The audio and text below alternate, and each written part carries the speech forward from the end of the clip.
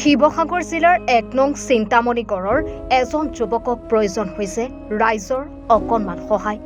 শিৱসাগৰ জিলাৰ খনামুখ গাঁও পঞ্চায়তৰ অন্তৰ্গত ১ নং চিন্তামণি গড়ৰ এটি দৰিদ্ৰ পৰিয়ালক প্ৰয়োজন হৈছে ৰাইজৰ কিঞ্চিত সহায়। পৰিয়ালটোৰ মকিবুল আলী নামৰ যুৱকজনৰ দুয়োটা কিডনীয়ে বিকল হৈ পৰিছে।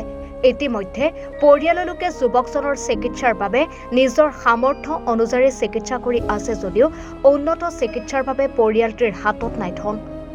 দিন হাজিৰা কৰি জীৱন নিৰ্বাহ কৰা দৰিদ্ৰ পৰিয়ালটোৰ যুৱকজনৰ উন্নত চিকিৎসাৰ ধনৰ অভাৱত কৰিব পৰা নাই। এতিয়া থমকি ৰ'ব লগা হৈছে ধনৰ অভাৱত উন্নত চিকিৎসাৰ বাবে। যুৱকজনৰ উন্নত চিকিৎসাৰ বাবে অসমবাসীৰ লগতে ৰাইজৰ মুখ্যমন্ত্ৰীৰ পৰা সহায় বিচাৰিছে দুৰ্ভগীয়া পৰিয়ালটোৱে। দুয়োটা কিডনী বিকল হৈ পৰা যুৱকজনক কোনো সদাশয় ব্যক্তিয়ে যদি আৰ্থিক সহায় আগবঢ়াব বিচাৰে তেন্তে 8134886802 অথবা 9707940921 এই নম্বৰত যোগাযোগ কৰিব পাৰিব। আপোনাৰ সামৰ্থ্য অনুসৰি কৰা কিঞ্চিত সহায়ে এজন যুৱকক সুস্থ কৰি তোলাৰ লগতে এই দৰিদ্ৰ পৰিয়ালটোৱে বিপদৰ পৰা উদ্ধাৰ হ'ব। ইতিমধ্যে আপোনালোকে গম পাইছে যে শিৱসাগৰ জিলাৰ একেবাৰে দাঁতিকাষৰীয়া অঞ্চল হৈছে ১ নং চিন্তামণিগড় গাঁও। এই ১ নং চিন্তামণিগড় গাঁৱৰে নিবাসী মহম্মদ মুকিবুল আলী তেখেতৰ দুইটা কিডনী বিকল হোৱাৰ এটা খবৰ আমি উজনি অসম ফুলা মুছলিম পৰিষদে পাইছিলোঁ। পোৱাৰ পিছতে আমি তাৎক্ষণিক জিলা সমিতিৰ আমি বিষয়ববীয়াসকল তেখেতৰ ঘৰত আহি পিনে আমি উপস্থিত হ'লোঁ। উপস্থিত হৈ দেখা পালোঁ যে একেবাৰে দৰিদ্ৰ সীমাৰ তলত থকা লোক হয় আৰু তেখেতলোকৰ উপাৰ্জনৰ যি আৰ্হি আছিলে সেই উপাৰ্জনৰ আৰ্হিজনে মূল ব্যক্তি যিজন আছিলে সেই ব্যক্তিজনেই এই ৰোগত আক্ৰান্ত হ'ল আৰু তেখেতৰ দুগৰাকী কন্যা সন্তানো আছে। অতি এটা মৰ্মান্তিক আমাৰ দৃশ্য আমি দেখা পালোঁ।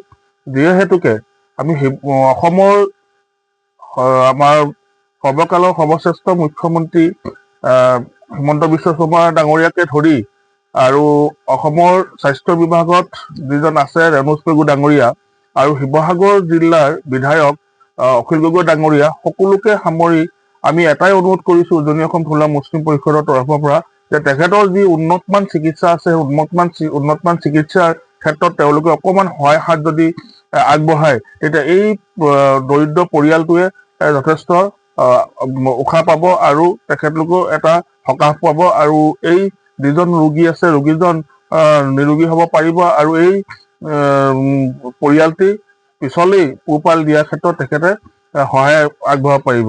আৰু আপোনালোকৰ সহায় একান্ত আমি বিচাৰিছোঁ আৰু চিন্তামণিগড় গাঁওবাসী ৰাইজেও অনুৰোধ আৰু আমাৰো অনুৰোধ আপোনালোকে মানিব বুলি আমাৰ দৃঢ় বিশ্বাস।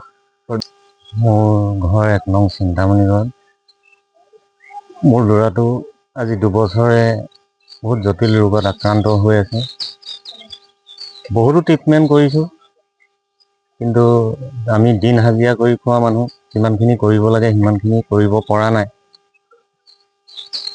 তাৰ কাৰণে ৰাইজৰ ওচৰত আৰু হিমন্ত বিশ্ব শৰ্মাৰ ওচৰত স্বাস্থ্যমন্ত্ৰীৰ ওচৰত সাহায্যৰ কাৰণে কৈছোঁ যদি পাৰে অকণমান সাহায্য কৰি দিলে।